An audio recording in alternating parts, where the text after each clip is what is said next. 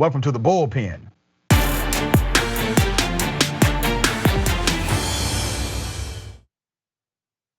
In the Bullpen today, I have Mr. Ash Wright, who is a national Republican strategist. We're going to talk about border security and immigration policy at large. Mr. Wright, thank you for being on Indisputable. Absolutely. Thank you for having me. Glad to be back. All right, let's first talk about border or immigration policy. Let me start with immigration policy. I find it quite ironic, and I want you to tell me your thoughts about this. I find it quite interesting and really adversarial to democracy when you have a policy in the United States of America that criminalizes individuals who are simply trying to work. Yes, they are undocumented, but then you ignore the people who hire them. So roughly 90% of undocumented workers are here for work. You would agree with that, right?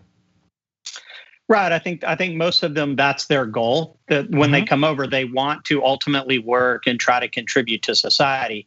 Part of what I think the problem is here is that, and look, I'll admit that sometimes Republicans don't come at this from a standpoint of compassion, and we need to. Okay. That we need to be able to allow things like H-1B1 visas. If you're going to be here, you need to be able to get those, and you need to be able to get those efficiently. I think right now in California, it takes over a year to apply if you're going to extend that. And right now, it's only at 6 years. We need to have a better immigration policy, and we do need to come at it from a standpoint of helping families, young men that are trying to raise families that are working hard. We are lacking a huge shortage in our agriculture committees. I think or our agricultural fields. There's a huge opportunity there. But yeah, absolutely. I do think that it's not fair to target the immigrant that is here illegally. They need to be documented. They need to go through the process.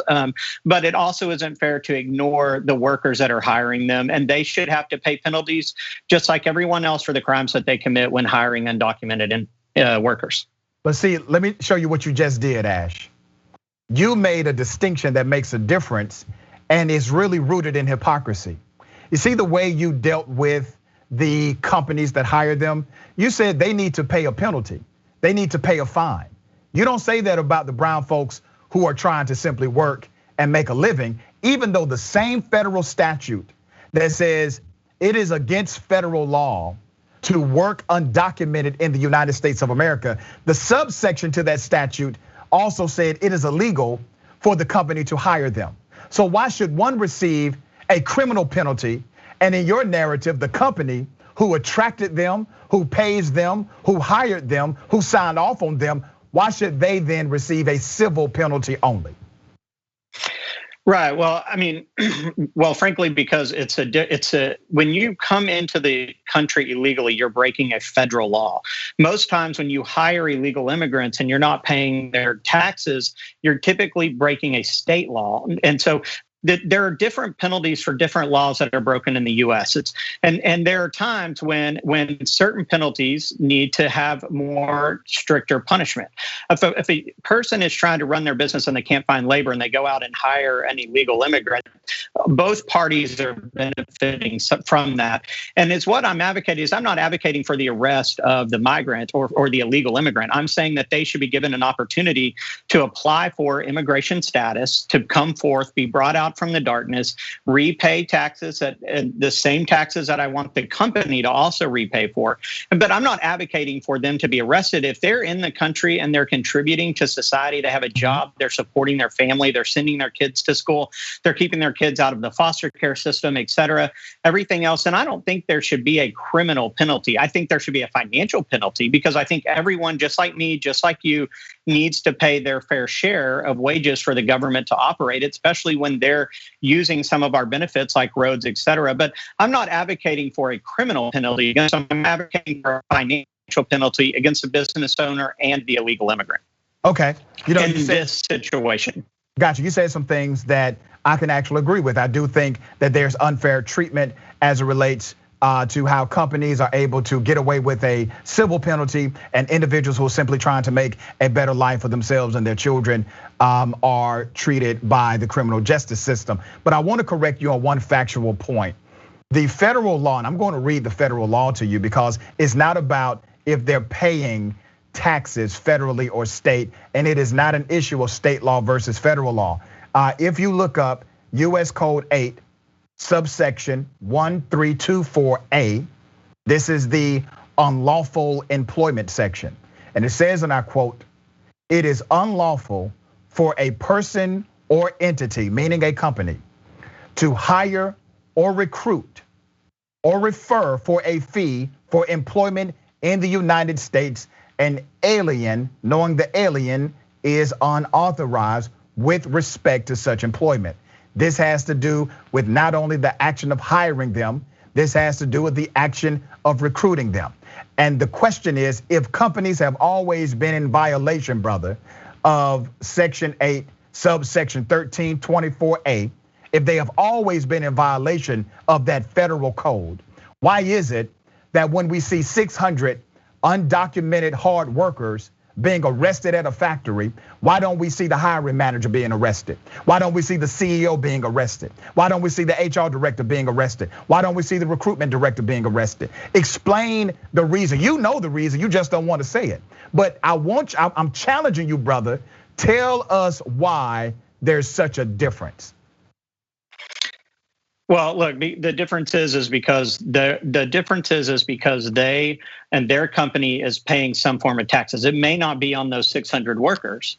They should be paying their Social Security income. And in fact, a lot of times they do is what they'll do is they'll fill out their documentation, leave their Social Security off, and the company will continue to pay as if they're getting those Social Security benefits. Even so, they're essentially tricking the system. They're saying, look, I know this person isn't a US citizen, but I'm going to pay in as if they are and essentially turn a blind eye to it. But look, if there are companies out there that are genuinely hiring 600 people and they're coming in and they're making big busts and they're arresting 600 employees, yes, absolutely.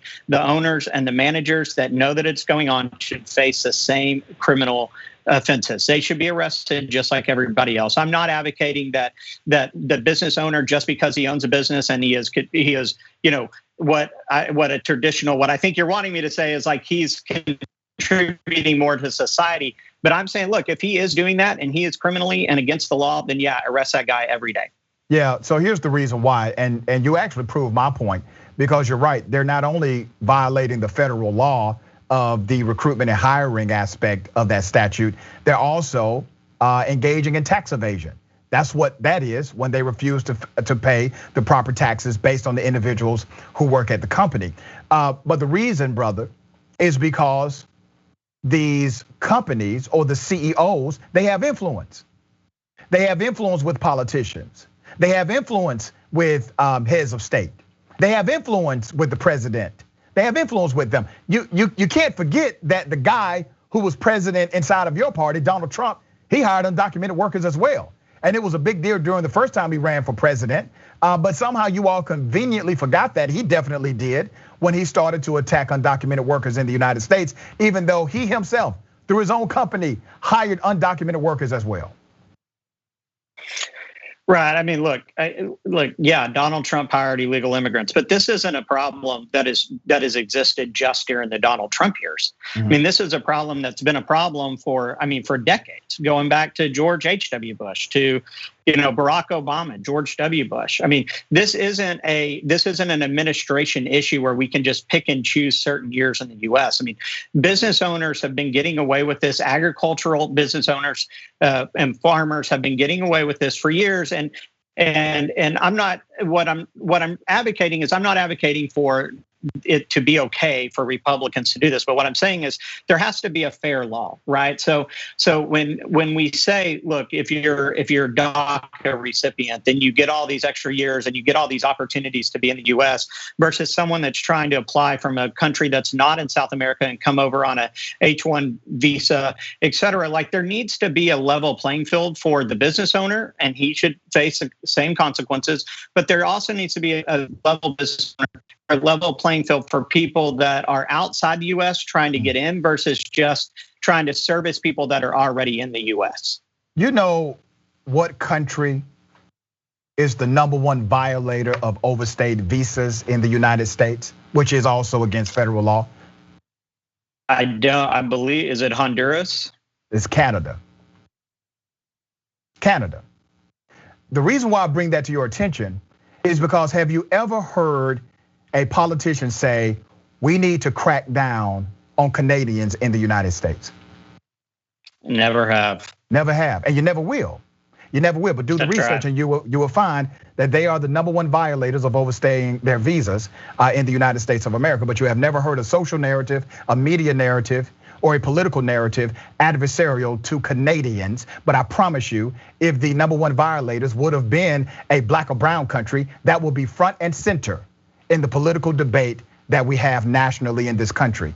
Let me take you to a myth, because I hear one of the arguments often is that undocumented individuals, they take more than they bring to the United States of America. Do you want to talk about that? Because I kind of heard you hint at it as far as benefits, etc. Do you believe that undocumented workers take more away from the government, or do they give more back, revenue-wise? Well, I mean, obviously, if they're not paying taxes and they're not on the books and they're using any sort of government benefit, then they are obviously taking more than they are giving. I mean, that there's no way to say that they're giving more if they're not on the books, because the simple term of being undocumented means that you're not documented. When you get a paycheck, you're getting a check in cash, or you're getting a check from your company, but you're cashing it at a quick cash shop that's, at Walmart or whatever. You're not actually going down and putting that in where you're paying taxes. That's the whole point of them being undocumented. But but when it's different when you look at it just in a financial term. Yeah, absolutely. If they're not paying into taxes and they're using any sort of service, they're obviously taking more than contributing. When it comes to a societal point, for example, I was in my research for this, I was reading about a DACA recipient in San Antonio who came over here when he was 9. They moved him from Mexico. His parents were illegal. He went to school. He used, obviously, public school, used our benefits, but now he's contributing back as a software engineer and, legal citizen here, full citizen, dual citizenship in Mexico and here. I think that's where they begin to give back, and that would be the ultimate goal for what everybody in America should want. But if you just boil it down to day after day, if they're not paying taxes and they're using our services, if they're going to the doctor, if they're going to an emergency room, if they're driving on our roads, they are essentially using more than they're contributing. And I understand that's your feeling, but let me read to you a fact. The National Academies of Sciences, Engineering, and Medicine, they did the research. They actually compounded the data, analyzed the data, and they had some outcomes. Now, to me, it is a tragedy that those who support immigration policy, or those who support undocumented workers becoming documented through a fair, legal, and right now process, do not know this. But according to their research, what they found is that in general, undocumented immigrants still, with all of the finagling in the system, they still pay an estimated $11.6 billion a year in taxes in the United States of America. And that's also is that through sales taxes? Hold on. Well, that's a combination of all taxes, correct? And that is, and let me tell you who decided to second that notion. The Institute on Taxation and Economic Policy. They agreed with those numbers. So you have two organizations that are typically adversarial in their political ideology agreeing that undocumented immigrants literally put more into the taxation revenue in the United States than they could ever imagine of taking out. So the problem is there's this false narrative that undocumented workers do not create a positive bottom line for the United States of America. That is contrary to the actual data of the economic reality.